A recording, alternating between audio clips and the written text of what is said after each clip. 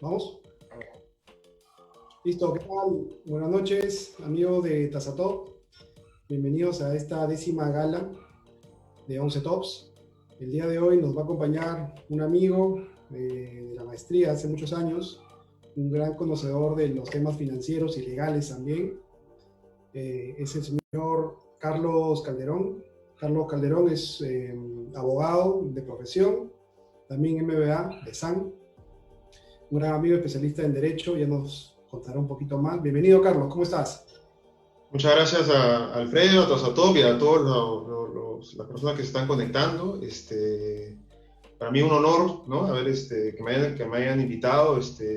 Bueno, con Alfredo tenemos una amistad de larga data, son mis mejores amigos y ya, bueno, ya son como 10 años de amistad, ¿no? De las aulas ahí en el MBA de San. Sí, sí, sí, gratos recuerdos de SAN, sobre todo de estadística, ¿no? ¿Te acuerdas? De estadística, de Siempre, macroeconomía, ¿no? sí. Así es. No, la verdad que una grata impresión, ¿no? Porque por el dominio de los temas, ¿no? Y la dedicación a los números que le has puesto de hace mucho tiempo, ¿no? Eso no es algo gratuito, ¿no? Tú lo has trabajado muchísimo, ¿no? De todo, muchas gracias por acompañarnos el día de hoy. Vamos a conversar ahora de finanzas, de un poco la parte legal, ¿no? Viendo de qué manera hacemos el contenido súper útil para las personas que nos están escuchando y para las personas que nos van a escuchar en los siguientes días. El tema de hoy tratamos de encontrar, ¿no? Exactamente de qué manera podemos hacer útil las finanzas y el tema legal a las personas al momento de invertir. Entonces, eso es importante y lo hemos transformado, hemos adoptado el tema y lo hemos aterrizado y puesto en la mesa. Así que esos aspectos legales y financieros a tener en cuenta al momento de invertir, es el tema, ¿no? Entonces, yo creo que para dar inicio a esta conversación, diálogo, charla, ¿no? Que vamos a tener, con mucha confianza, evidentemente, es darle un contexto, un marco. Este marco es el sistema financiero. El sistema financiero en general, peruano, global, ¿no? Con más o menos sofisticación en distintos países, tiene dos grandes lóbulos, ¿no? Dos grandes formas de ver las cosas. Uno es por el lado de las finanzas tradicionales, llamémoslo el mercado financiero típico, mercado de intermediación indirecta, y por otro lado es el mercado de capitales o el mercado de valores. Entonces vamos a explorar algunas características de ambos mercados y también tocar algunos productos, quizás los más populares en cada uno de estos mercados, para que tú nos puedas ayudar en tus apreciaciones y decir quizá en qué tener cuidado, en qué momento optar por un determinado producto, qué revisar, ¿no? Y qué estar atento a la letra pequeña, ¿no? Que tú eres especialista, ¿no? Y la verdad que de mucho tiempo eres muy minucioso en las cosas que has emprendido y también las cosas que has, en los productos que tú has podido contratar. Así que es la persona ideal para decirnos aquí las fijas, ¿no? Las fijas de la Sí, elección. con todo Entonces, gusto. sí, no, pues, para un marco adicional, el marco, en el caso del mercado financiero, el mercado liderado por la banca, para que nuestros amigos nos entiendan un poquito más, es un mercado de intermediación indirecta. Es decir, cómo los bancos consiguen plata para poder prestar nuevamente en distintos créditos o financiamientos, es a través de los ahorros, mayoritariamente a través de ahorros, una buena parte de los depositantes, ¿no? De los clientes, de nosotros, que vemos en el banco una opción interesante, o en la caja o en la financiera, donde depositamos el dinero y a su vez, con un estudio de riesgo, los bancos prestan ese dinero a un tercero, con la intención de que paguen intereses. Se generan dos tasas, la tasa activa y la tasa pasiva. La tasa activa es la tasa que se cobra por un crédito, por un financiamiento, y la tasa pasiva es la tasa que se paga a los ahorristas que depositan su dinero en la institución, ¿no? A grosso modo funciona así el mercado financiero. El mercado de valores, también para un contexto adicional, es un mercado de intermediación directa, se le llama así, porque directamente confluyen en un espacio virtual o físico también los inversionistas, las personas que tienen dinero, con las empresas, en este caso, que demandan ese dinero. Ya se elimina la figura de intermediador, que es el banco, y los capitales fluyen de manera más libre. Cada uno de estos mercados tiene un regulador. Por el lado del mercado financiero, es la SBS, y por el lado del mercado de valores o de capitales es el ASMV, ¿no? La Superintendencia de Mercados y Valores. Entonces, ese es el marco, creo que ideal, ¿no? No sé si tengas algo ahí que se me haya pasado. Sí, para arrancar, y de hecho la intermediación indirecta a través del banco, eso estamos hablando de los ahorros, ¿no? Que es una situación, y el tema de la intermediación directa del mercado de valores es una inversión, ¿no? No es un ahorro, y eso ya lo conversaremos, qué implicancias tiene la diferencia entre ahorrar e invertir, ¿no? Sí, Lo conversamos. sí, Carlos, ya luego de que ya ahorita estamos en esta etapa ya inmersos en el COVID, a punto de salir, entre comillas, a punto de salir, ¿cómo ves las perspectivas para este año 2020 en cuanto a inversiones, el mercado financiero, el mercado de valores? ¿Cómo la ves? Mira, justo el trabajo de abogado que veo en el estudio Siemens Grau, ¿no? Por cierto, del área corporativa, nuestro trabajo es compra-venta de empresas, endeudamientos o mercado de valores, ¿no? Entonces, ¿qué es lo que pasó ese 15 de marzo, ¿no? Ese domingo 15 de marzo, donde empieza la cuarentena, hubo una parada, ¿no? Sentimos la parada de las operaciones que se suspendieron, operaciones que se cayeron, muy poquitas eran las que, a pesar de la cuarentena, se mantuvieron, ¿no? Eso lo vimos en la segunda quincena de marzo, en abril y en mayo sí empezamos a notar una recuperación, ¿no? de operaciones.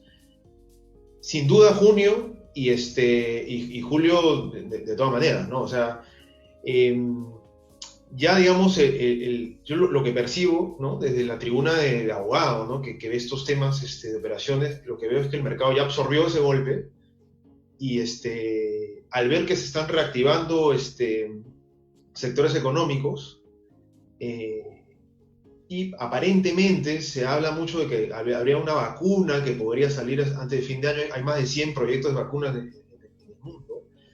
Y mensajes del Ministerio de Economía y Finanzas, del BCR, yo creo que están volviendo de a pocos a volver a contratar trabajadores, volviendo a tener operaciones, sobre todo de financiamiento, ¿no? Pero financiamiento para inversión, ¿no? Entonces, no estoy hablando de Reactiva. Reactiva Perú es un programa Sí. específico para una finalidad de pagar obligaciones de capital de trabajo, pero sí veo que hay operaciones de crédito, pero para inversión, ¿no? Entonces, sí, lo que noto es que se está recuperando, ¿no? Entonces, la foto, al final, el 31 de diciembre de este año, veremos en la foto si es que logramos recuperar el estado de las cosas al 15 de marzo o todavía tenemos un camino que recorrer, ¿no? Lo que leo de los especialistas, que son los economistas, es que ellos están planificando, incluso en el gobierno, que la recuperación la esperan obtener, ¿no? En el 2021, primer trimestre, ¿no? Digamos, una recuperación de la situación económica, pero hay que ir viendo eso, ¿no? Sí, hay un tema adicional que justo lo comentabas por ahí, es también que el BCR, el Banco Central de Reserva del Perú, bajó la tasa de referencia en mayo, y eso, perdón, en abril, bueno, no recuerdo muy bien, pero la bajó a estándares mínimos, ¿no? Esto con la finalidad de que el consumo se reactive, ¿no? Existen más operaciones de consumo, que esto no entre en una recesión, sino por el contrario, recuperar las metas de inflación, entre otras cosas, que es la labor prácticamente del BCR. Pero también esta caída en la tasa de referencia hace que indirectamente el resto de instituciones financieras del mercado, por un tema de política monetaria básicamente, también reduzca sus tasas, tanto las tasas activas como las pasivas. Entonces sí, nosotros en mayo, junio, hemos sentido un poco la pegada, bueno, como tasa top, digamos, hay una disminución de las tasas en general de los depósitos de plazo fijo. En algunos casos leve, en otros casos un poco más fuerte, pero lo cierto que es parte de, ¿no?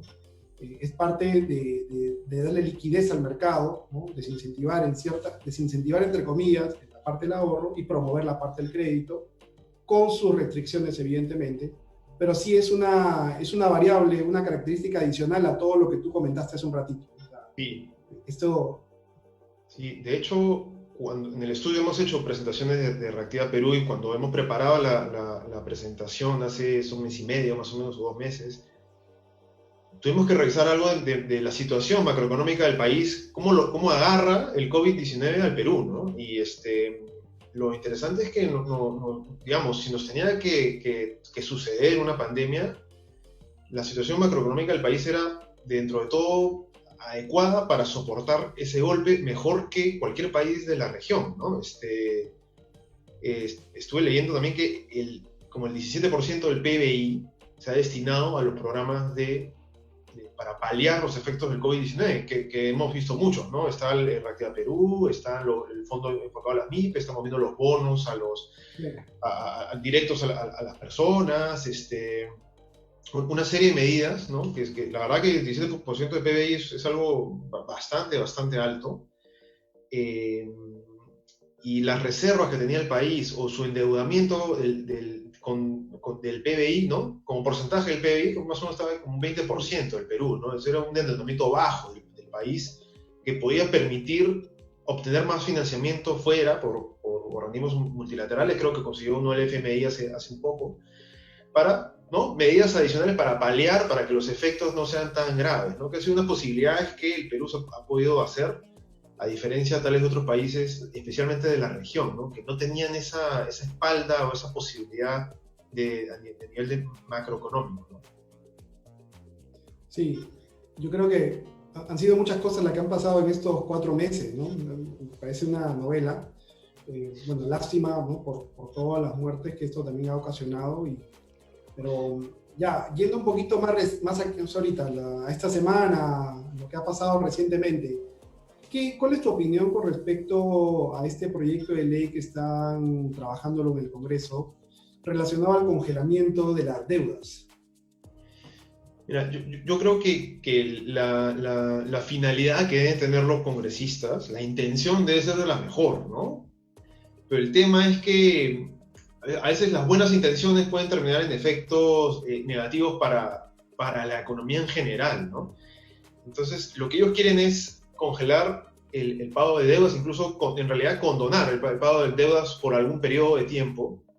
Y eso lo que va a generar es que se va a restringir el crédito, ¿no? Los bancos las instituciones financieras, por no hablar sobre bancos, van a restringir el crédito, y al restringir el crédito se va a restringir inversiones, por lo tanto, contratación de trabajadores, recuperación, ¿no? de la masa de trabajadores que ha perdido empleo, que hay mucha gente que ha perdido empleo.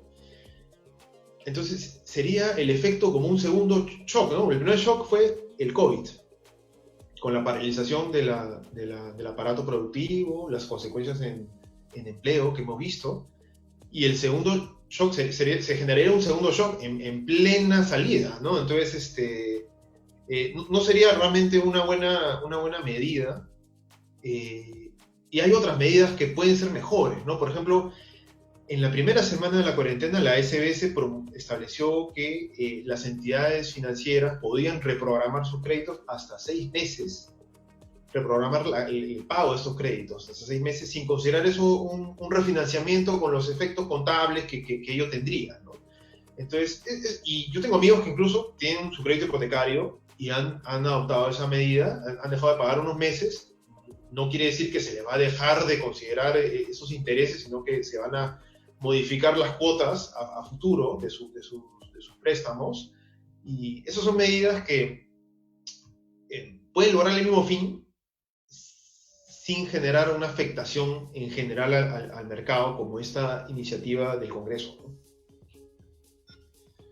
Sí, hay también precisar que en el caso de que se congelen algunas deudas, ¿no? Naturalmente hay que segmentarlo muy bien, ¿no? Porque si esto es tan amplio, todo el mundo podrían acogerse al tema de congelamiento, ya hablando en términos amplios, lo que tendría un efecto negativo en caja, en la cobranza de la institución financiera, y esto puede decantar en posibles problemas no solamente de liquidez, sino también de solvencia, o tema de rentabilidad netamente. Y trae consigo también el ahorrista, ¿no? La persona que depositó su dinero en este mercado financiero, llamado banco, caja, lo que sea, y que está esperando un retorno. y también lo que se espera es que mantenga la calma, que mantenga la serenidad, ¿no? Porque estos vaivenes pueden ser favorables o desfavorables, pero lo cierto es que ojalá que no suceda nada raro, ¿no? Ni nada grave, porque sí sería algo realmente complicado, devastador, como mencionabas hace un rato, o sea, un segundo golpe en la salida, ¿no? Sería un segundo golpe. Sí, sí, pero bueno, buen panorama, ¿no? El que nos explicas. A ver, vamos un poco ya de lleno a la parte de esta conversación, que era que nos vaya diciendo algunas cosas a tener en cuenta en términos financieros y también en términos legales, desde tu punto de vista, evidentemente, conocedor de varios productos financieros, y que nos digas pues las fijas, ¿no? O sea, hay que tener en cuenta cuando tengamos que invertir en algún producto en específico, ¿ya? El primer producto, evidentemente, es un producto clásico, que es el producto de plazo fijo, ¿no? Cuando uno va a contratar, cuando uno busca un plazo fijo, ¿qué debería tener en cuenta desde tu punto de vista? Y mira, ahora vamos a pasar a hablar de cada uno de los productos, pero de manera general, en estos momentos, creo que lo que pienso, ¿no?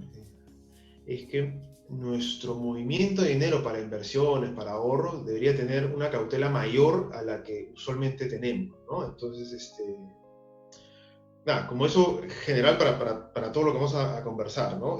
Oh, sí. El El depósito, agua para todos. sí, claro, exactamente. Como el plazo fijo, digamos, lo importante del plazo fijo es saber que es un dinero que uno no va a disponer de él por 1, 2, 3, 4 o 5 años o el plazo que contrate, ¿no? Es decir, es un dinero que uno sabe que no lo va a necesitar y por tanto puede estar en un periodo de plazo determinado con la entidad financiera porque la idea es justamente no retirarlo, ¿no? Porque si uno lo retira hay un costo ahí del rompimiento, entonces la tasa establecida para que se paguen los intereses al término del periodo que se contrate, que puede ser 1 año, 2, 3, 4, 5, no sé, se pierde ese beneficio del plazo, pues, ¿no? O sea, si uno rompe el contrato de depósito a plazo fijo antes de tiempo, la tasa que te pagan ya no va a ser la del talonario del plazo fijo, sino se te van a aplicar una tasa mucho menor que la de ahorro, ¿no? Entonces, eso hay que tener en cuenta primero, ¿no? Que es un dinero que hay que, de una manera u otra, saber que no se va a utilizar en ese plazo, ¿no?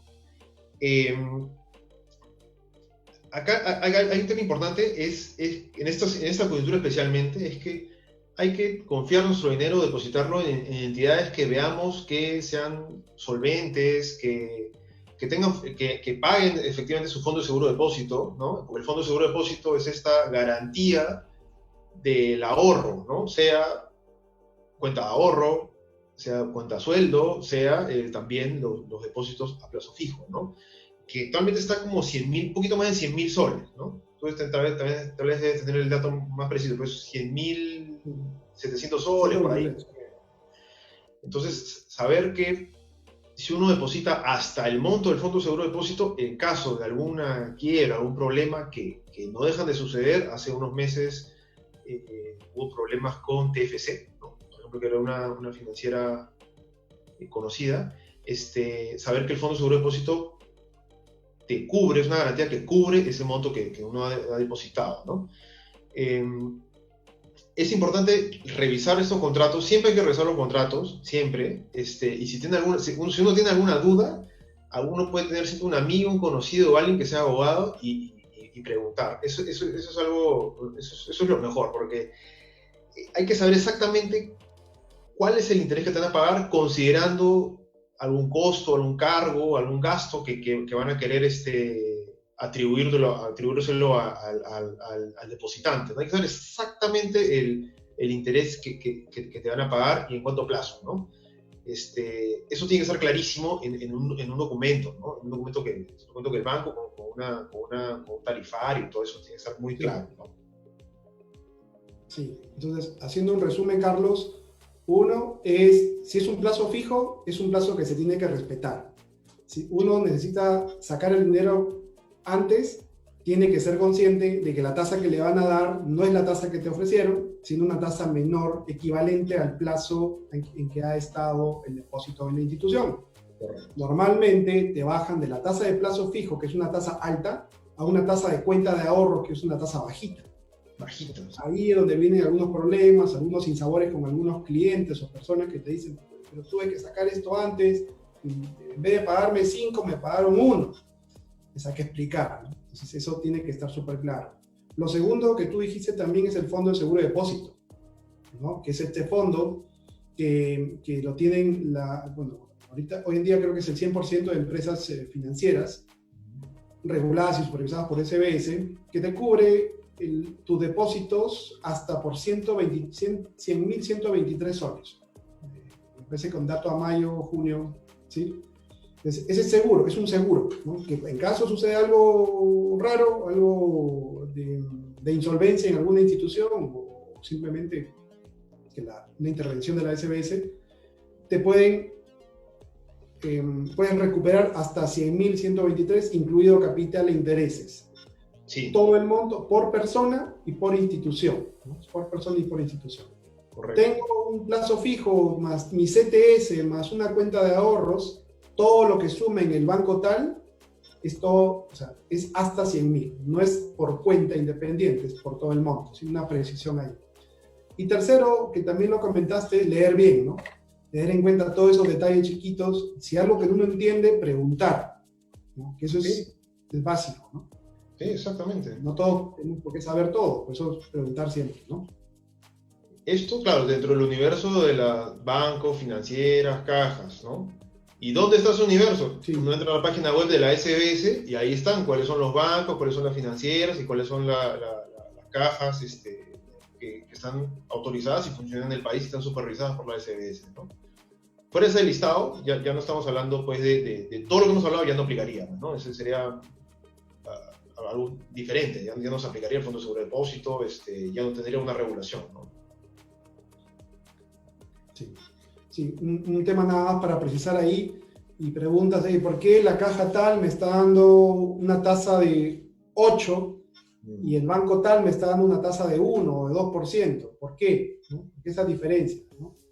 Que están ligadas íntimamente al riesgo, ¿no? Al riesgo que tiene la institución, a la capacidad de poder cubrir sus obligaciones, a sus ratios, a la cartera que está financiando, ¿no? Porque volvemos a precisar que uno cuando deposita su dinero en un banco, este banco a su vez, o institución, lo presta, se lo da a otra persona para sobre eso ganar intereses y finalmente cumplir con la tasa que se le ofreció al inversionista o ahorrista. Y aquí te hago una pregunta, Carlos. ¿El plazo fijo es un ahorro o es una inversión para ti? Es un ahorro, ¿no? Sin duda, es un ahorro porque la tasa ya está determinada, el plazo, digamos, no hay una variación de yo pongo mi dinero en esta institución, vamos a ver cuánto va a salir, no, o sea, las reglas están claras, eso es un ahorro con plazo fijo, con una ganancia, con un interés ya determinado desde el día cero, ¿no? Desde el inicio, ¿no? Porque la inversión justamente es lo contrario, ¿no? La inversión es por decir, una apuesta, ¿no? Estudiada, analizada, pero es una apuesta. Uno pone un dinero en un producto y nadie puede asegurarle una rentabilidad determinada, ¿no? O sea, que sí pasa con un plazo fijo, ¿no? Ok, claro. Gracias, Carlos, por las aclaraciones. Paso a un segundo producto también para ver si nos puedes ayudar. Los fondos mutuos, ¿no? ¿Puedes describir más o menos qué debemos tener en cuenta en los fondos mutuos? ¿Qué es un fondo mutuo? Ya, claro, el fondo mutuo sí estamos hablando en el campo de las inversiones, por lo cual aquí no está aplicando el fondo seguro de depósito, ¿no? Y la lógica es diferente por ello, ¿no? Entonces aquí el inversionista, ¿qué es lo que hace, no? El inversionista aporta dinero a un fondo y se vuelve un partícipe, ¿no? No es un ahorrista, es un partícipe. Es un partícipe de un fondo. Este fondo, con ese dinero recabado de varios inversionistas llamados partícipes, realiza una serie de inversiones. Y acá dependerá, ¿no? Porque existe un reglamento, hay un reglamento que regula este fondo, y dentro de ese la mecánica del fondo, ¿no? Dentro de ese reglamento existe una política de inversiones, y en esa política de inversiones se establece en qué invierte ese fondo. Hay fondos públicos y hay fondos privados, ¿no? Los públicos están supervisados por la SMB, y los privados no tienen esa regulación, ¿no? Cumplen algunos estándares, ¿no? Pero no tienen esa regulación, esa supervisión, perdón, ¿no? de la SMB, ¿no?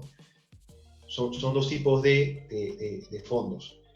¿Qué es lo interesante? Acá también te puedo contar como usuario, ¿no? de estos fondos. Hay que revisar bien en qué invierte el fondo, ¿no? O sea, porque no es que un amigo me dice que este fondo te da 15%, no. Hay que revisar y hay que analizar, hay que comprometerse con la inversión que uno hace, ¿no? Entonces hay que pedir el reglamento del fondo, revisar en qué invierte, sobre todo si son fondos privados, sobre todo. Y conversar sobre la rentabilidad, porque siempre hay una rentabilidad estimada, esperada. Tú que eres financista lo manejas mejor. Si bien no te pueden prometer una rentabilidad fija, no se puede hacer porque es una inversión, sí uno puede pedir el dato de la rentabilidad histórica, ¿no? Porque hay fondos que pueden tener una historia de unos 5 o 10 años. Entonces uno, antes de invertir, es bueno pedir, oye, perfecto, pásame el histórico de rentabilidad de este fondo en los últimos 5 o 10 años, no sé. Y ahí uno puede tener una idea de más o menos cómo se va moviendo la rentabilidad de ese fondo. Es importante también que uno vea qué cargos, qué comisiones, qué gastos le pueden estar cargando a uno. Eso debe estar en el reglamento de ese fondo. Sí. Otra cosa importante es cómo me salgo de ese fondo. Se llama un rescate de las cuotas, ¿no? ¿Cómo me salgo? Porque a veces hay fondos donde te dicen, puedes rescatar tus cuotas en cada trimestre, pero sujeto a un máximo de retiro de un porcentaje del monto total del fondo. Entonces, si varios quieren retirar ese trimestre, puede ser que no puedes retirar todo porque se ha llegado al límite, ¿no? Hay que ver también eso, cómo uno sale del fondo en caso de que uno lo requiera, ¿no? ¿Qué tan fácil es salir del fondo? ¿Y qué mecánica hay para salir del fondo? Bueno, y otro tema importante es el impuesto a la renta, ¿no? Aquí hay que verificar que ese fondo, esa administradora de ese fondo, te retenga el impuesto a la renta. Eso es una retención anual, ¿no? Es un impuesto a la renta ahí por esa inversión, ¿no? Del partícipe, ¿no? Si no lo hacen, claro, uno tiene que pagar directamente, deberían hacerlo. En el caso no lo hagan, porque a veces no lo hacen, uno debería pagar, el partícipe, el inversionista debería pagar en su declaración anual de impuestos, debería pagar, reconocer esa ganancia y pagarlo, ¿no? Pues a diferencia del plazo fijo, el fondo mutuo es una inversión, es una bolsa donde yo deposito mi dinero, que es administrado por una administradora, valga la redundancia. Esta administradora elige una política de inversiones, tiene una política de inversiones detrás, ¿no? En ciertos activos, ¿no? En ciertas acciones, en ciertos bonos, que la vamos a ver de aquí seguro. Y sí, pues la tasa no es garantizada. La tasa es una proyección a veces, pero en realidad es una tasa histórica, como tú bien lo dijiste, ¿no? Y este fondo ha venido ganando en promedio 5, 10, 15%, lo que no significa que eso se va a repetir hacia adelante, porque las condiciones de mercado pueden cambiar, pueden subir o pueden bajar por distintas cosas, ¿no? Pero eso es para que nos quede claro a todos. Entonces el fondo mutuo tiene riesgo, tiene costos también, ¿no? Probablemente el plazo fijo hoy en día no tenga tantos costos, o no tiene costos, por lo que hemos visto, pero ese sí tiene un costo, ¿no? Costo de administración, costo de rescate, ¿no? Que es retirar el capital o retirar cierto dinero de esta bolsa. Y también algo que mencionaste, bueno, los costos creo que fue lo último, ¿no? Y el impuesto a la renta. El impuesto a la renta, que sí, a diferencia de los productos financieros, de la banca, cajas y demás, este producto paga impuesto a la renta, ¿no? Pues un porcentaje, puede ser 5% de la renta, el precio del interés, ¿no? Sí, correcto. 5% del interés, ¿no? De la ganancia. Así es. Entonces, claro el tema. Carlos, ¿y los bonos? ¿Qué son los bonos? No, los bonos es una obligación de pago, ¿no? A largo plazo, que pueden emitir empresas, ¿no? Empresas, usualmente empresas privadas, incluso el mismo Estado puede emitir bonos en lo que se llaman los bonos soberanos. Y es eso, una emisión, puede ser de un monto determinado, puede ser algunos millones de soles, de dólares, ¿no? O sea, lo que requiera esa empresa para invertirlo a su vez en un proyecto. Se invierte, o sea, se emite una cantidad, por ejemplo, 5 millones de dólares en bonos, puede ser privados, puede ser públicos, y lo que uno invierte ahí es compra un bono, ¿no? Y un bono que, por ejemplo, tiene un valor nominal de $1.000, ¿no? Entonces uno compra un bono, $1.000, que se lo van a pagar en 5, no sé, 10 años, en el plazo que se establezca, con un interés, ¿no? Ahí es un interés fijo, ¿no? Es una renta fija, ¿no? Es un instrumento de renta fija y de largo plazo, porque supera el año. Eso es, ¿no? Y es una forma en la que se financian las empresas que probablemente les resulte más barato que ir al banco, ¿no? Porque el banco, por ese financiamiento, les puede cobrar una tasa de 10%, pero si en vez de ir al banco, pedir un préstamo, emite bonos para que sean colocados en el público, la tasa puede ser más barata, entonces prefiere la empresa manejarse así, ¿no?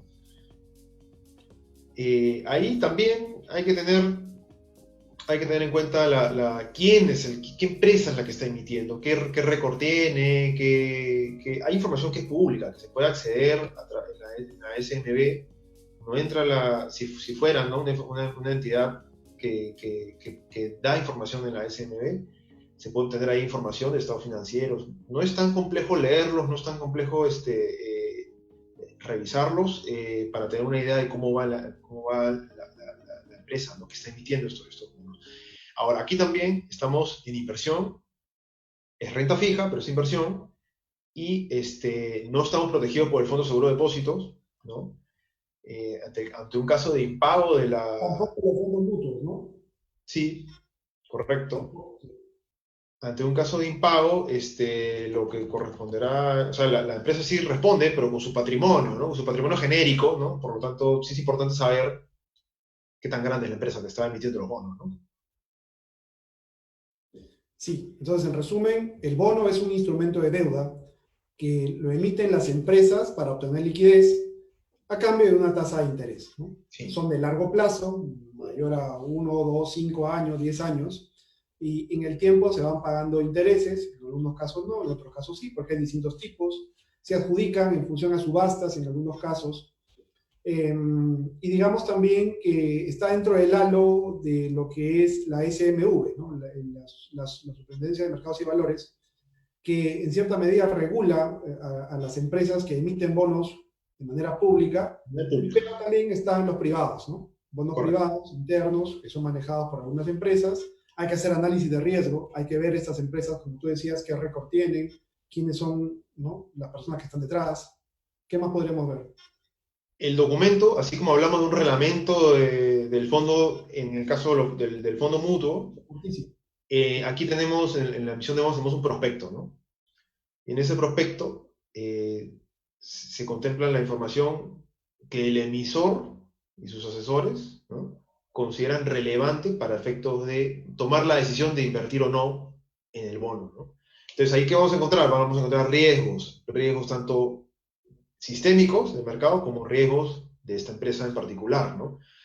Y vamos a encontrar toda una serie de información financiera que ayuda, que es la que se considera relevante para tomar la decisión de invertir. Esa información ya casi está estandarizada en realidad, ¿tá? O sea, lo que vamos a encontrar en los prospectos es muy parecido, ¿no? Los temas que se tratan en los prospectos son muy parecidos, ¿no? Pero hay que revisarlo. Sí, de manera hay que tener cuidado en las emisiones. Bueno, que ahora, digamos, para que uno llegue a una emisión pública, aparte de la regulación, también están las clasificaciones de riesgo, también están las auditoras, ¿no? Que son como entes satélites, digamos, que ayudan al proceso de darle más transparencia y más información al público, ¿no? Porque finalmente son productos públicos. exactamente. Dentro de la concepción de ser público, es que puede ser de cualquiera, vas a traer fondos públicos a tu empresa. Por lo tanto, el supuesto es que esa información debe ser lo más clara y transparente posible, ¿no? Para que Correcto. todos estemos enterados de lo mismo, ¿no? Y no exista clasificación, información clasificada, otras cosas, ¿no? Entonces, eso es buenísimo, ¿no? Entonces, hemos repasado hasta el momento el plazo fijo, que es un producto financiero clásico regulado por la SBS, luego los fondos mutuos y ahora los bonos que están dentro del mercado de valores, estos dos últimos, no tienen fondos de seguro de depósito de nuevo, ¿no? Hay riesgo, es inversión, hay probabilidades de pago, ¿no? Y de no pago también, de atrasos, o sea, eso tengo que tenerlo claro, ¿no? Por más renta fija que sea el bono, hay problemas también de atrasos que te impactan en el retorno, ¿no? En el rendimiento del bono finalmente, cuánto vas a ganar. Un cuarto producto que también creo que lo conoces bien es el factoring, ¿no? Entonces, ¿qué es el factoring y para qué sirve como instrumento de inversión? ¿Sí? Como instrumento de inversión. Sí, sí, ahí puedo hablar porque también soy usuario, ¿no? De este producto, ¿no? De inversión. Eh, en, en simple es comprar facturas, ¿no? Que el inversionista compre una factura ya emitida. ¿Y con qué propósito, no? Ganar una tasa. ¿Cómo así? Por ejemplo, si una factura es de 100 soles, pagadera en 3 meses, el inversionista hoy la compra por 90 soles, por ejemplo. Entonces, el que iba a recibir el pago, la empresa que iba a recibir el pago, la proveedora del servicio o el bien, que iba a recibir el pago de esa factura en 3 meses, la vende al inversionista, que la compra en 90 soles, por ejemplo, y en 3 meses recibirá 100 soles, ¿no? Entonces ahí está su ganancia, ha hecho una ganancia de 10 soles, ¿no?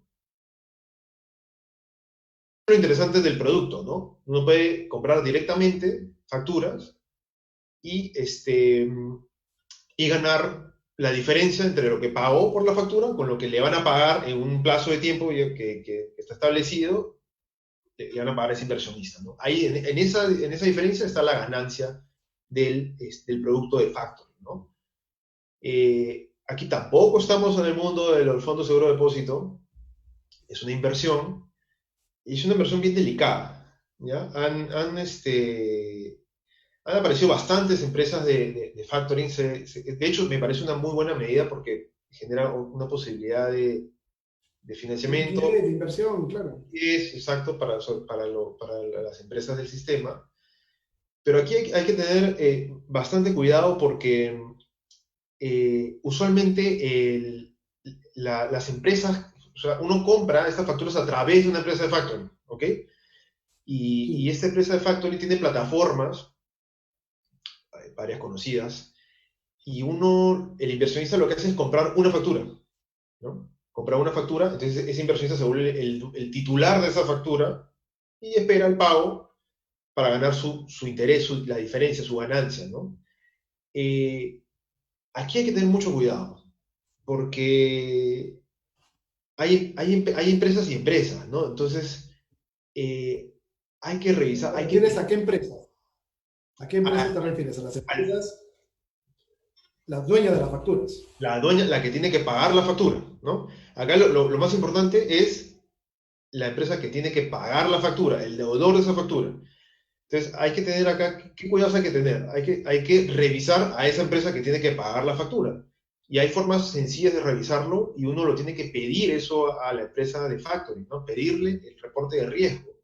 Hay empresas de riesgo, ahí está Equifax, está Sentinel, está Experian, hay empresas que categorizan en reportes de riesgo que son fácil de revisar, no es nada complicado revisarlos, y ahí uno puede ver si esa empresa tiene protestos, si está bien con los bancos, si tiene problemas de pagos, todo eso lo puede revisar en esos reportes de riesgo que son sencillos de revisar. Eso es importante tener en Ujú. cuenta, ¿no? Eh, Porque pasa, y de hecho, yo te he comentado, Alfredo, me ha pasado a mí con un par de oportunidades con empresas de factoring, que hay un par de facturas que no me han logrado realizar el pago, ¿no? Entonces, pasan esos impagos. ¿no? Y eso es lo que hay que tener cuidado. Y hay otro tema que hay que ver es, ante un impago, ¿quién se encarga de...? Porque ahí hay que hacer un proceso judicial, hay que entablar una medida cautelar, hay que iniciar un proceso de ejecución, porque la factura negociable, que es la factura que se negocia en el factoring, es un título de valor, es más rápido el proceso judicial, pero igual toma tiempo, ¿no? ¿Quién va a pagar eso? La empresa de factoring, algunas empresas de factoring asumen ese costo. Hay otras empresas de factoring que no lo asumen y lo asume el mismo inversionista. Entonces, esas son cosas que hay que tener en cuenta. Esa es información que tiene que darla en el contrato cuando uno contrata con esas empresas de factoring y puede empezar a comprar las facturas a través de la plataforma de estas empresas. Ese es uno de los puntos que tiene que estar claro. ¿Quién asume ese tema, ese costo legal? Porque siempre hay que pensar, bueno, nosotros los abogados pensamos en qué pasa cuando hay el problema, ¿no? Lo pensamos hoy, ¿no? ¿Qué pasa cuando hay el problema en el futuro, ¿no? No podemos imaginarnos todos los problemas, lamentablemente, pero al menos lo más comunes sí podemos tenerlos en cuenta al momento de que hoy redactamos el contrato o estamos negociando, ¿no? Entonces, es importante que se tome en cuenta eso. Otro tema importante es que el impuesto a la renta, acá también el impuesto a la renta que se genera por la ganancia, entre la diferencia entre el costo de la factura con la ganancia de la factura, y eso también debiera ser retenido por la empresa de factoring, ¿no? Al inversionista, Sí. ese impuesto y retenido y con lo que corresponde con la regulación de SUNAT. Si no lo hacen, uno tiene que pagarlo directamente en su declaración anual, ¿no? Ojo que la SUNAT está comunicándose, si ven mucho movimiento, porque por ejemplo, son 100 soles de una factura, pero si se paga cada 2 meses, es un 100 soles que se van entrando y saliendo de tu cuenta bancaria. Son los mismos 100 soles con su interés, pero entra y sale de tu cuenta bancaria que cada 2 meses. Entonces, estoy hablando de 100 soles, pero estamos hablando, pues, si son movimientos más grandes, entonces parece que uno recibe dinero cada 2 meses, pero en realidad es el mismo que está dando vueltas.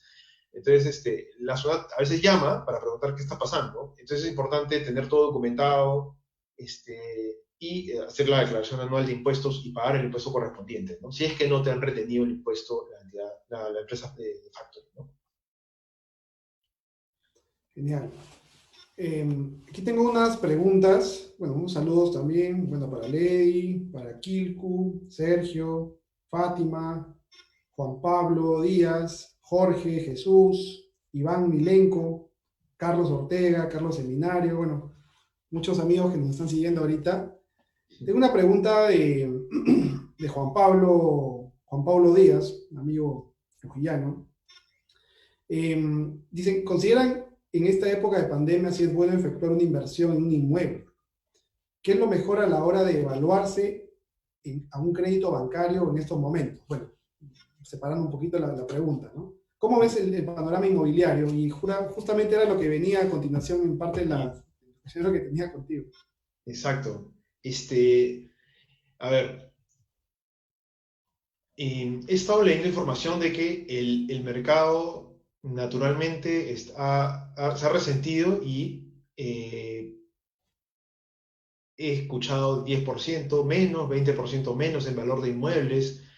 Este, Dependerá, ¿no? Yo creo que sí, mira, a título personal, pienso que sí pueden haber oportunidades de encontrar un inmueble que antes de la cuarentena tenía un valor y hoy tiene un valor con algún tipo de castigo, ¿no? ¿Qué porcentaje de castigo? Ya dependerá.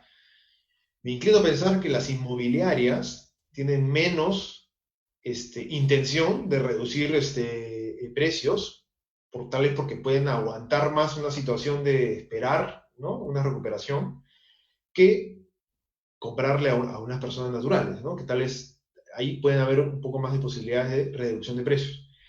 Eh, ¿Qué hay que ver cuando uno compra un inmueble? Hay que pedir la partida, hay que ver en registros públicos la partida, eso al vendedor hay que pedírselo. ¿Quién es el propietario de ese inmueble? Si el que te está vendiendo es el propietario del inmueble, eso es lo que primero que uno tiene que revisar, eso está en registros públicos, ¿ya? Eso se consigue en unos días, y es sencillo de conseguir. En línea se puede conseguir eso ahora. Sí. Eh, hay que ver y hay que revisar esa partida si es que tiene alguna hipoteca, si es que tiene alguna medida cautelar, eso hay que revisarlo.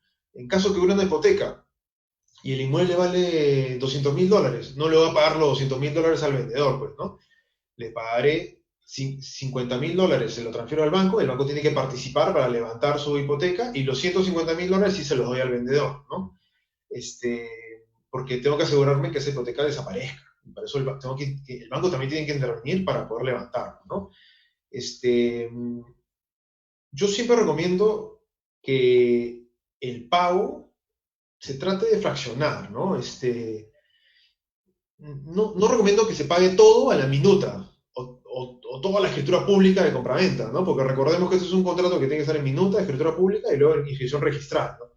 Siempre hay que tratar de negociar para dejar un porcentaje, un 20%, algo al momento de la inscripción registral, porque si es que hay una observación, algo en registros públicos y ya pagaste todo el precio, entonces ya no va a haber tanto interés en el vendedor en ayudarte, en otorgar una minuta, una escritura pública aclaratoria, con algo que se requiera para poder lograr la inscripción. Y siempre es importante que la inscripción de un inmueble está el nombre del propietario, ¿no? Eso es importante, ¿no?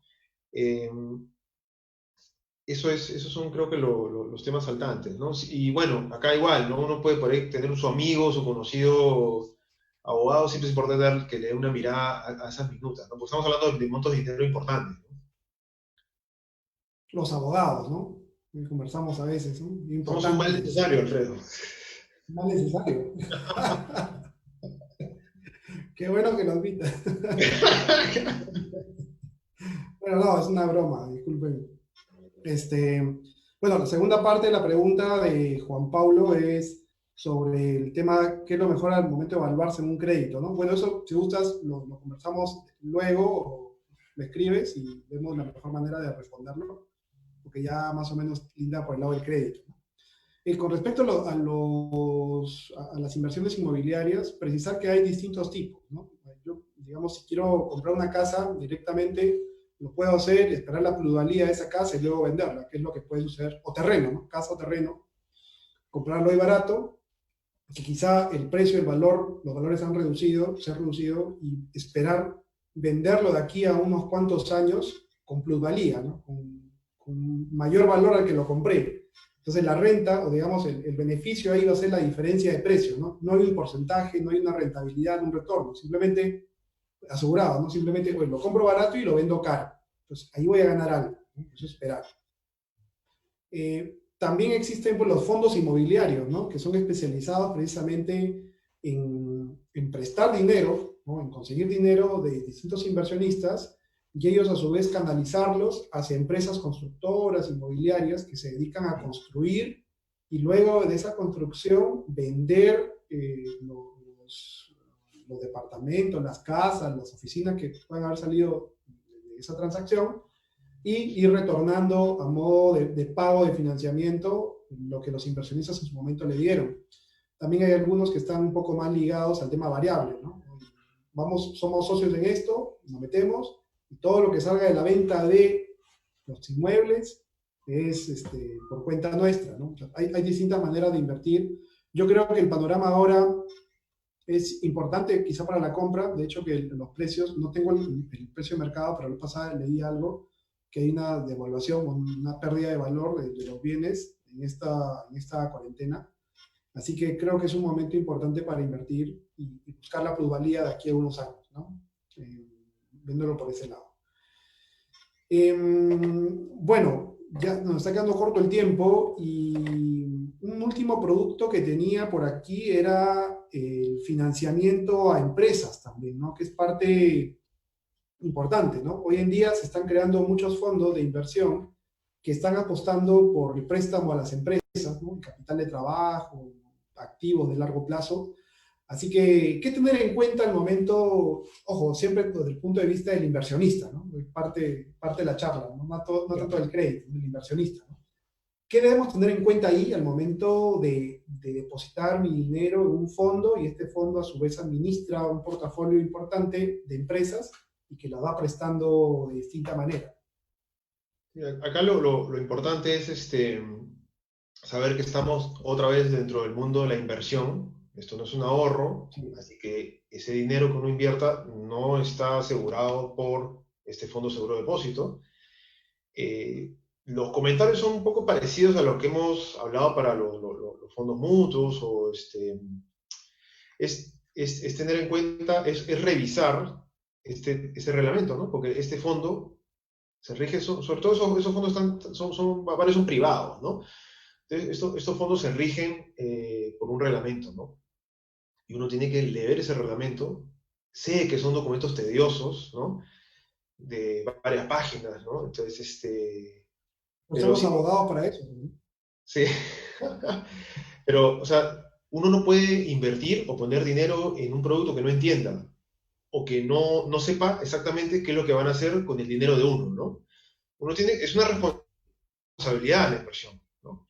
Entonces, hay que revisar ese reglamento del fondo para saber exactamente en qué empresas invierte, en este caso, a qué empresas les presta. Eh, hay datos, por ejemplo, ¿no? Eh, si hay, por ejemplo, si hay hipotecas, ¿no? ¿Qué garantías pide este fondo para prestar, ¿no? Ese fondo presta, de acuerdo al reglamento, presta a empresas contra una garantía hipotecaria. Ah, perfecto. Y ahí viene una segunda pregunta. ¿Qué porcentaje de deuda en relación al valor de la hipoteca? Por ejemplo, si esta empresa tiene 5 millones de soles de un activo, de un inmueble, de una hipoteca, ¿hasta cuánto le va a prestar este fondo? ¿No? ¿Le va a prestar el 100% de ese valor, el 50, el 30, el 20?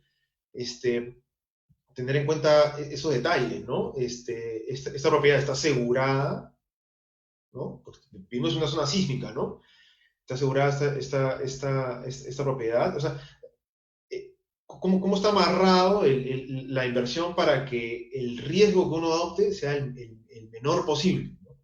Sin que desaparezcan los riesgos, evidentemente, de la inversión? ¿En qué industrias invierte? Invierte en las industrias agrícolas. ¿Qué porcentaje invierte en la industria agrícola? Porque hay que tener cuidado porque acá hay el fenómeno del niño viene fuerte cada cierto tiempo, ¿no? Entonces, hay que ver bien en qué invierte y hay que conocer el producto y saber en qué están utilizando el dinero. Y y no es que esa revisión o ese análisis o esa responsabilidad se acaba cuando yo firmo mi contrato y deposito mi dinero para que lo utilicen de acuerdo al reglamento. No, ahí empieza una relación en la que cada cierto tiempo habrá unas asambleas en las que uno tiene que participar. Ahora está la posibilidad de que sean de manera virtual, ¿no? Hace 2 semanas yo participé de una manera virtual, la verdad, muy cómodo, ¿no? Desde acá de la casa. Hay que pedir información, hay que preguntar, hay que preocuparse por cómo están utilizando el dinero de uno, ¿no? Sí, genial. No, se nos quedó corto el tiempo. Carlos, muchas gracias por tu participación y por aclararnos todas estas cosas que debemos tener en cuenta y que gracias a la claridad con que lo expone, creo que a todos nosotros nos ha quedado bastante claro. Bueno, tenemos muchas cosas todavía por hablar. Lástima que el programa ya está terminando. Tenemos que hablar de acciones también, ¿no? Bursátil, ¿no? Podemos Sí. hablar también ahora de las criptomonedas, que también es una inversión hoy en día no regulada, no supervisada, es un activo financiero digital técnicamente. Entonces hay muchas cosas que quizás las dejemos para un segundo volumen, la siguiente temporada, para poder ahondar más en ello, porque sí, se nos ha quedado muchos productos fuera, ¿no? Desde una cuenta de ahorro clásica, las cuentas de CTS, ¿no? Las inversiones en productos estructurados, inversiones en los famosos ETFs, ¿no? Entonces, hay muchas todavía por conversar y por hablar. Bueno, voy a tratar de comprometerte para la siguiente temporada, temporada 2 de 11 Tops. Así que muchas gracias. No sé si tengas algún comentario final. No, a ver, muchas gracias y por la invitación y desde ya acepto ser partícipe de esa segunda temporada de estos programas de Tazotop. Este, y el mensaje en conclusión es ese, ¿no? Uno si tiene un excedente de dinero, un ahorro que ha tenido, que es producto del esfuerzo diario que tenemos hay que tener cuidado dónde uno lo invierte, ¿no? Hay que revisar bien y hay que entender bien dónde uno lo está invirtiendo, hay que saber en qué van a usar el dinero, cómo lo van a, ¿no? Lo van a invertir y los costos que se me van a generar como inversionista y la tasa, sea el mundo del ahorro, que digamos, es más sencillo determinarlo, o sea una rentabilidad. Ver más o menos cómo es la rentabilidad, la histórica, pedir información, hay que pedir información y, y seguramente se la darán, ¿no? Sí, yo también pienso lo mismo, hay que entender dónde uno mete el dinero, información también, dentro de la posibilidad de tener la mayor cantidad, preguntar, investigar y nada, estar seguros y siempre hay un riesgo que uno asume, ¿no? Así que creo que dentro de todos estos productos que hemos ahondado, cerca de 6 productos, creo que es importante diversificar, ¿no? Otro tip, ¿no? Diversificar en distintos productos que entiendas y sean de riesgo controlado, o sea, de acuerdo a tu perfil de riesgo. Moneda también, soles, dólares, también es otro tip que podemos conversar luego, ¿no? Si quieres equilibrar. Plazos también, ¿no? Corto, mediano y largo plazo. Entonces, armar un portafolio uno mismo donde pueda administrar sus ingresos, la renta que recibe de estas inversiones de la manera que a uno más le acomode. No hay acá receta secreta, ¿no? Aquí no hay que, uy, así debe ser, 20% aquí, 30% aquí, no lo hay. Va a No. depender mucho tu aversión al riesgo, ¿no? Qué tan propenso eres y qué tan cómodo te sientes, ¿no? Creo que eso como palabras finales. Y nada, agradecerte, Carlos, nuevamente por esta participación. Muy agradecido, muy amable de tu parte el explicarnos esto y listo, estás comprometido para la siguiente temporada, ¿no? De todas maneras, Listo. Bueno, muchas gracias a todos los amigos de Tazatop. Encantado que nos han seguido, nos han mandado mensajes, preguntas. Y nada, gracias también a Walter Arturo Merino por el dato del Fondo Seguro de Depósito. Está en 100.058 a agosto, me dice, ¿no? Está súper actualizado. Muchas gracias. Y nada, un abrazo para todos y nos vemos la otra semana con un invitado sorpresa a hablar de un tema que está bastante relacionado al cambio tecnológico. Ya les va a gustar. Listo, nos vemos la otra semana. Cuídense. Chao. Chao, Carlos. bueno, gracias.